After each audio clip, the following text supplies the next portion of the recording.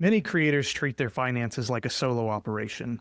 One person running everything, the content, the brand deals, the business decisions, and that works until it doesn't. Today I've got someone on the show who's built an entire career helping people figure out what they should stop trying to do themselves.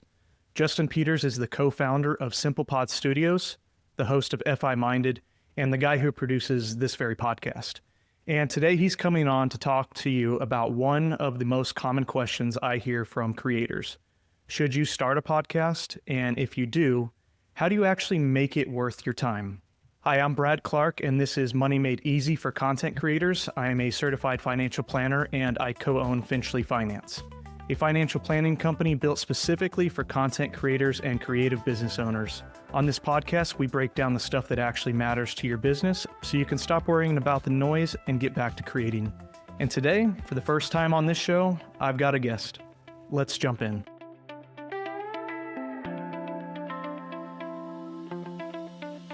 My guest today is Justin Peters. Justin is the co-founder of SimplePod Studios, a podcast production company based out of Austin that helps coaches, advisors, and creators build and grow their shows. He's also the host of FI Minded, a financial independence podcast he's been running for several years, and he co-hosts Podcast Playbook with his brother Kyle, a show specifically built around turning a podcast into a business asset rather than a time drain. And full transparency, Justin and Kyle are the team that produce this show.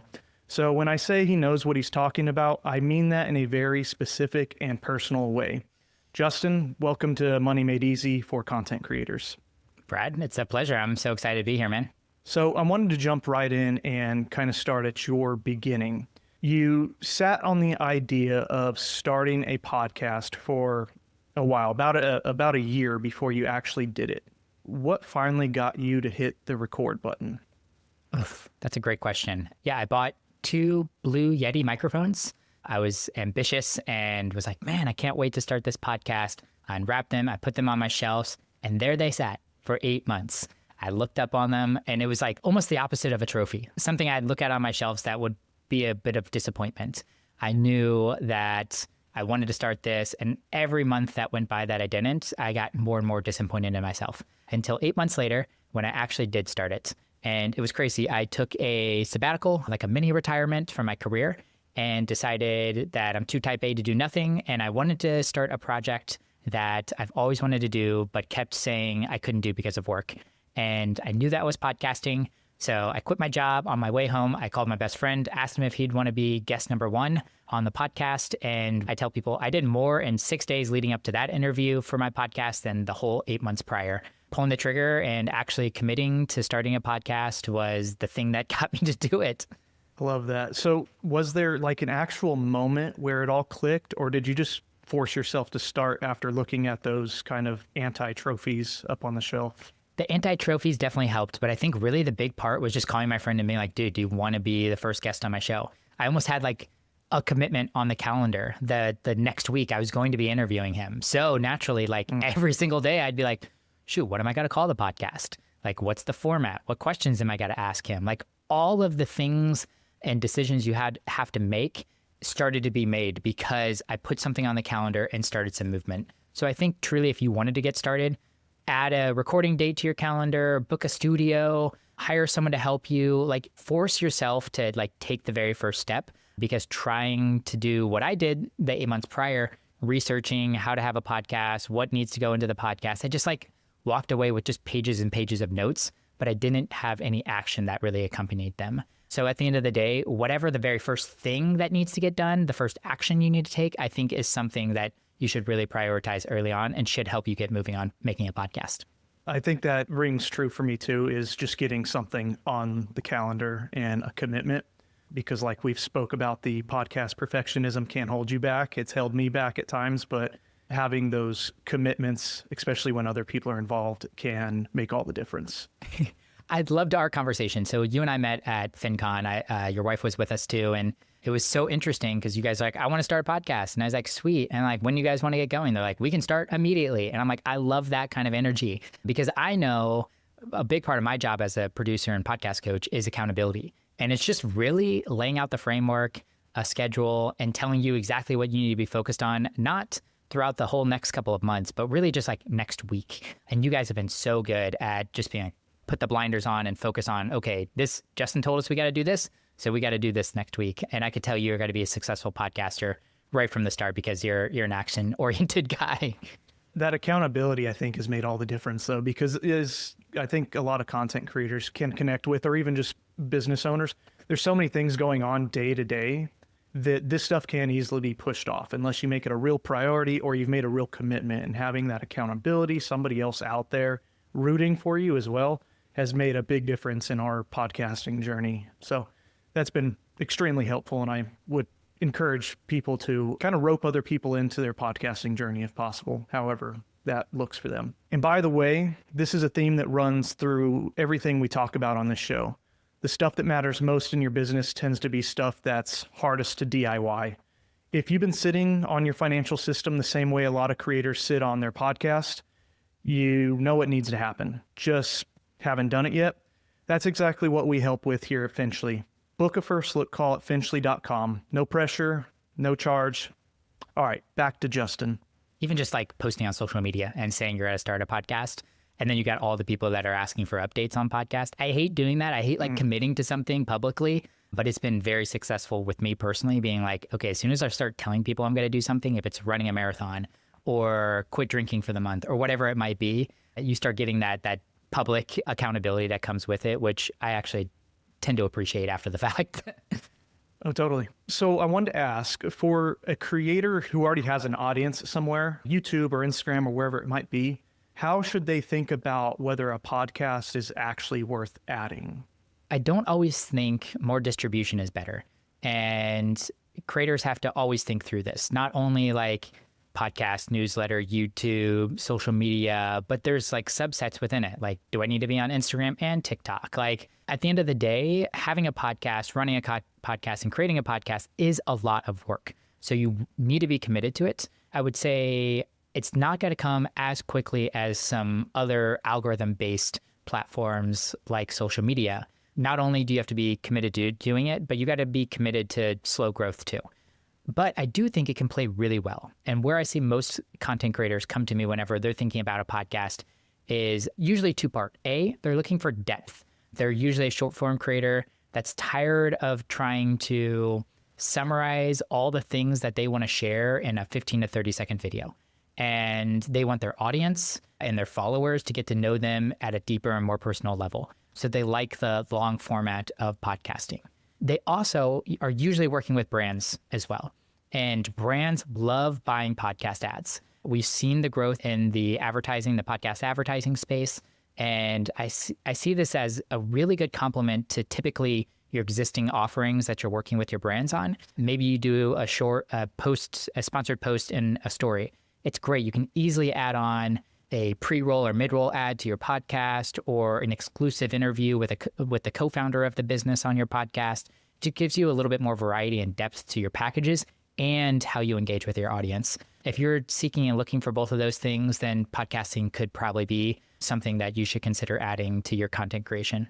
Now, when they're thinking about whether they should add the podcast, what does worth it actually look like in terms of downloads, or maybe it's leads for their company or something else? So what would you say worth it would look like? I think this is a personal question for everybody. And some of this might be where you're at in your own content creation journey. 100 downloads for one creator could be awesome. I work with plenty of shows that are in like the 50 to 100 download range. And when they crack 100 for an episode, they're super stoked.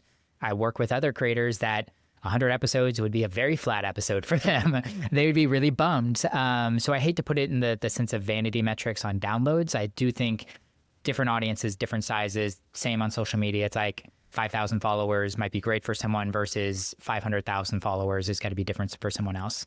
But I do think there has to be some kind of ROI because you're going to put in some effort and energy and probably some costs and expenses that come into podcasting. So at the end of the day, if that's brand deal dollars, if that's leads for your business, if that's audience growth to your other platforms, I would consider what's in it for you? What are you hoping to get from the podcast, and religiously track those metrics so that you can actually validate, is it working or is it not? and honestly, what is leading to leads, what is leading to bigger brand deals, what is leading to much social media followers, and what isn't too, whenever you're thinking through strategy. Yeah, I think that was a hard question, but I wanted to get your honest feedback on it. And I think it jives with what I was thinking worth it is to us. It looks very different than what worth it is to another podcaster or another content creator that might be thinking about getting into this. For the folks who are thinking about getting into it and they kind of want to know the best practices, what do you see new podcasters get just wrong in the first year? And what do you wish someone had told you when you had first started? Let me list a couple of them, and then maybe you can tell me which one you would love to dive deeper in. A big one that I see is no clear listener. Like they don't know exactly who they're speaking to, who their ideal listener should be. Number 2 is treating episodes like casual conversations, not doing a lot of prep work or having an outline for the conversations that they're having. Number 3 is overcomplicating production and promotion and overdoing it and exhausting yourself out early on. Number 4, we've already talked about not having a clear goal for your podcast, like not knowing exactly what you want to get out of your podcast, therefore just kind of spinning your wheels and being like, this is taking 3, 4, 5 hours in my week, yet I'm not getting anything out of it. But we never clearly stated what we were trying to get out of it from the get-go here. And I think the last one is just chasing growth before you earn it, thinking that podcasting should be easy, not even knowing what good growth looks like in the world of podcasting, and then not putting in the work to actually earn some of that growth too. I want to jump back to number 1 because I think that's an extremely important point for people. Who are you recording the podcast for? Who are you trying to connect with? And how does one even come up with that? How specific does it need to be? I'd love to take your podcast as an example of this. Like Money Made Easy for content creators. We already know this is for content creators that are looking for some guidance around their money. Your title alone already has done its job in identifying the listener. Then I can read through all of your episode titles as well, and it reinforces a lot of those similar ideas. And then I know with just personally working through you, your listener avatar is even more in depth than that. One kind of the newer content creator and the second a more experienced content creator, but you put names to that person, you know what their common struggles are, you know how much money that they make, where they get their money from. Like, I don't think you should overthink this early on. I honestly find people underthinking this more often than not.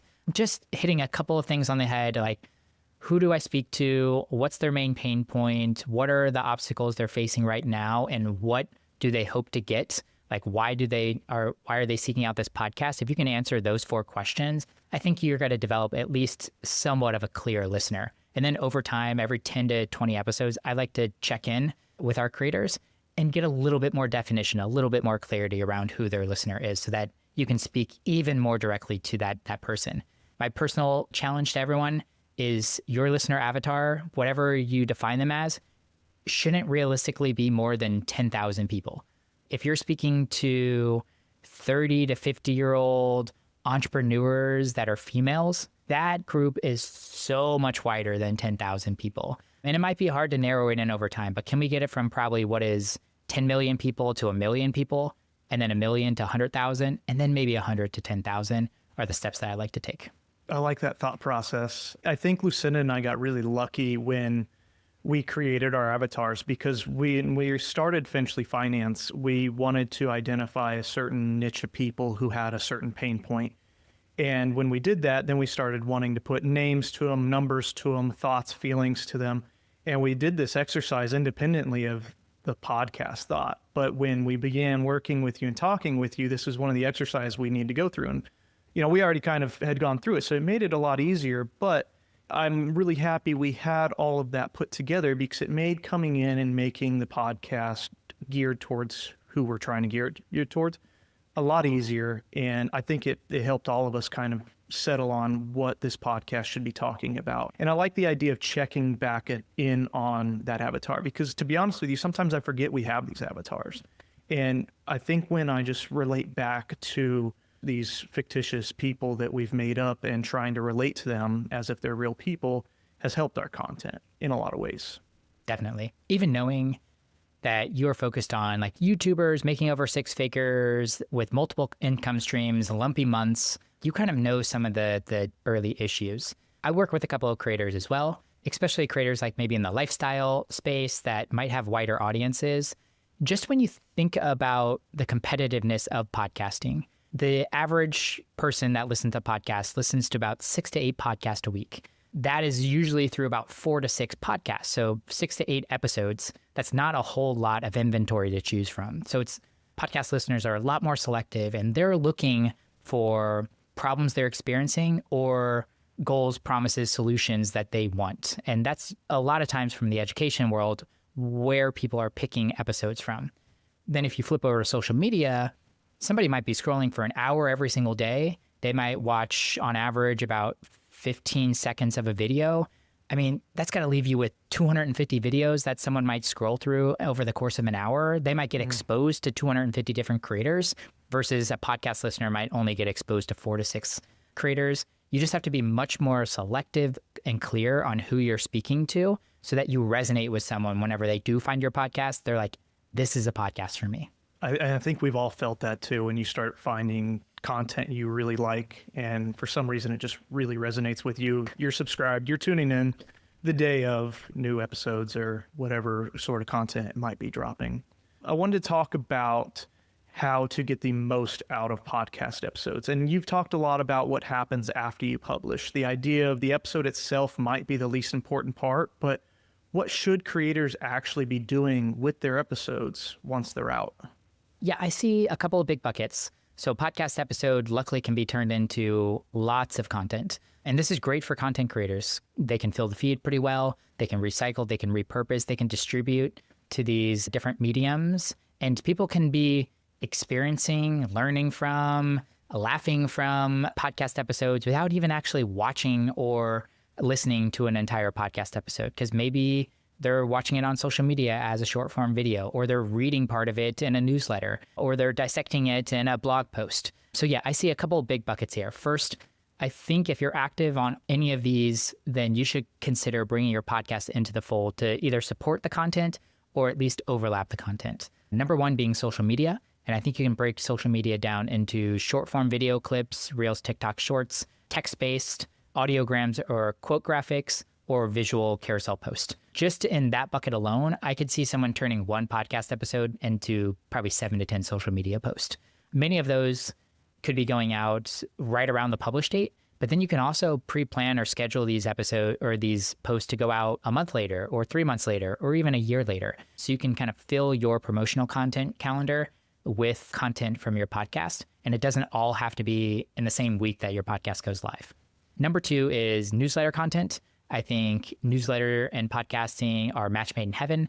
If you don't have a newsletter, you can always just start with your podcast episode being the anchor of your newsletter as simply a new episode is live reminder to your audience, but of ultimately working up to a full-blown episode where you're sharing a little bit of your personal updates, a resource roundup, you're diving deep into different topics on top of promoting your podcast.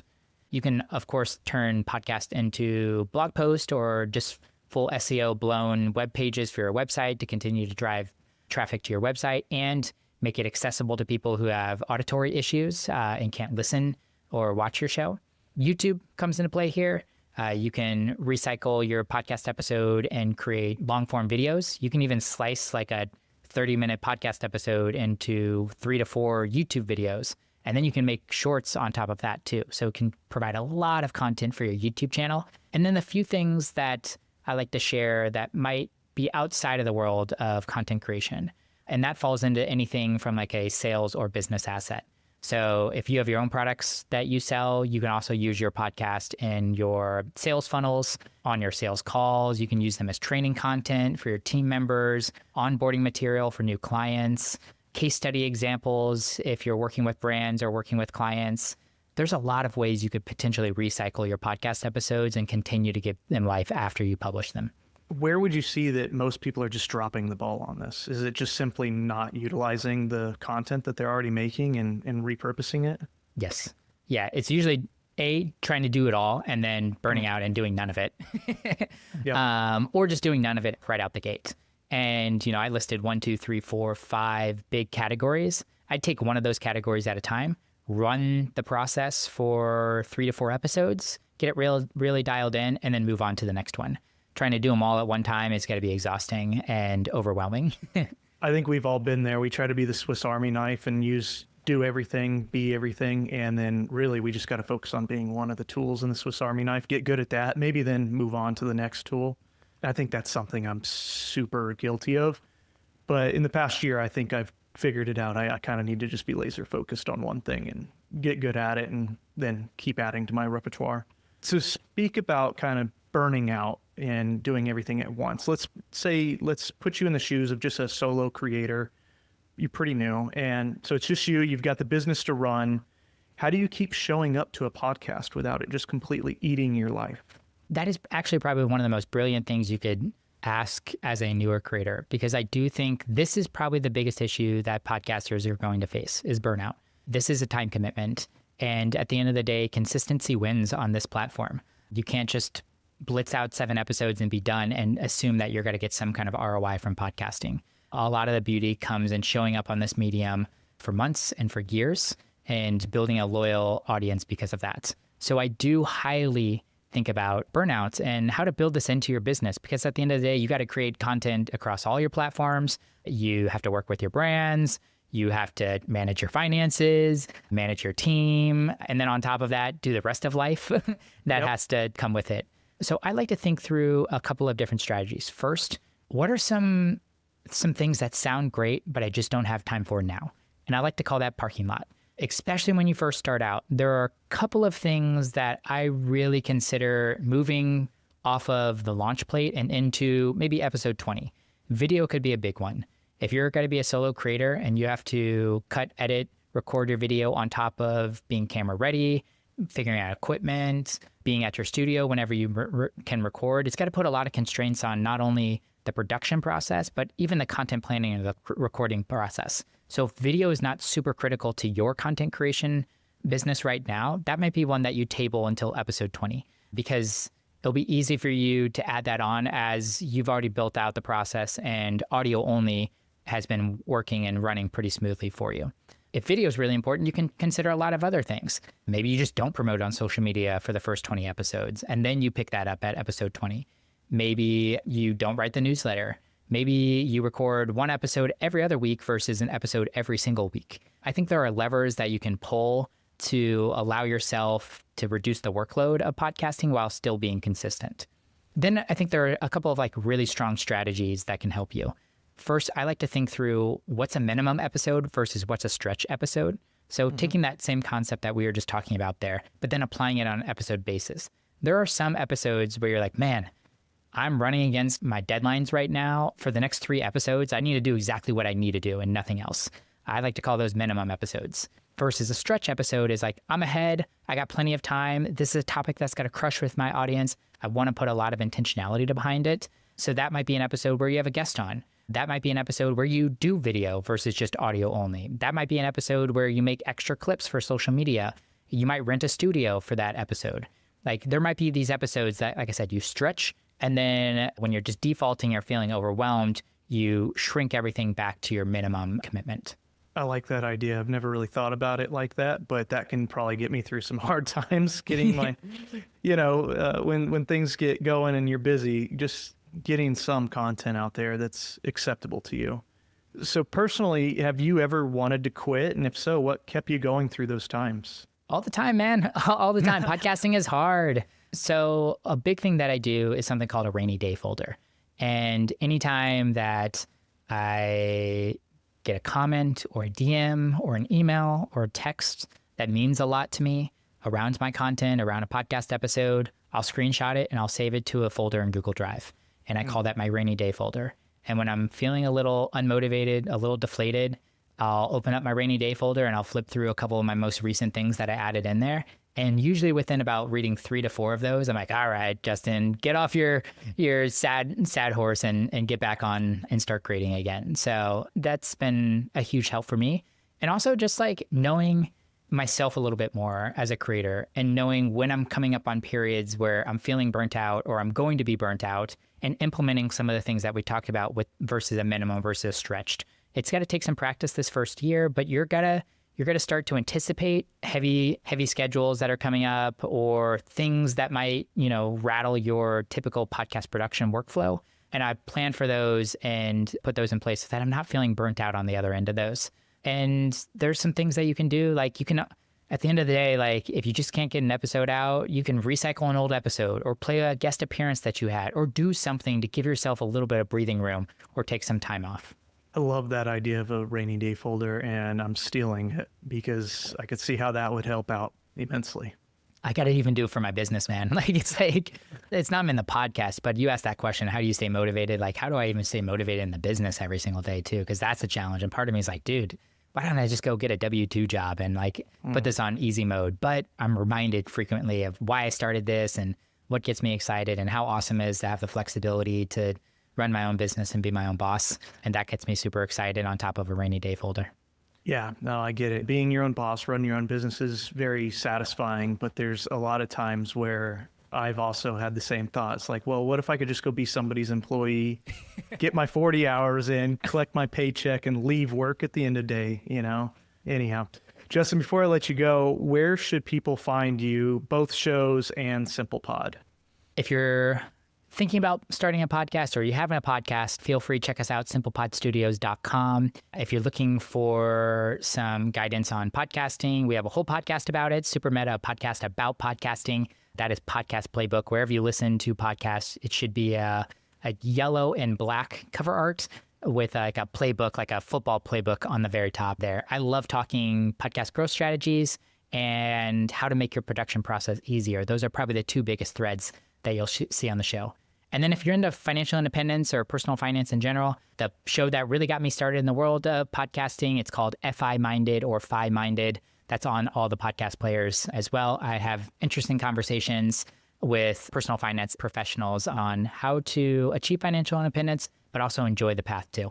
For what it's worth, everything you've just heard about what makes a podcast actually work, this is the team behind the show. So if you've been enjoying the production quality on Money Made Easy for content creators, now you know who to thank. And here's one thing I want all the listeners to kind of walk away with from this conversation. Starting something new in your business, whether it's a podcast, a new income stream, or finally getting your financial system in order, the thing that stops most people isn't capability. It's the gap between knowing you should do something and actually building the system around it.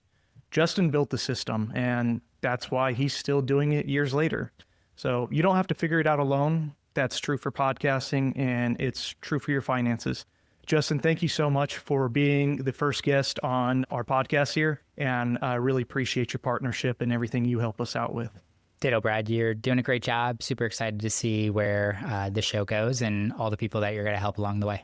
That's it for today. If this conversation helped you think differently about podcasting as a business move or gave you the push to actually start something you've been sitting on, then it did its job. If you want help building the financial side of your creator business, the system that makes everything else run cleaner, that's what we do at Finchly Finance. It starts with a first look call, no charge, no commitment, just a conversation to figure out if we're the right fit. You can book one at finchly.com. If you got something out of this episode, subscribe and share it with a creator friend who needs to hear it. You can also find us on Instagram at Finchly Finance. Thanks for listening. I'm Brad Clark, and this has been Money Made Easy for content creators. Now, go get back to what you love.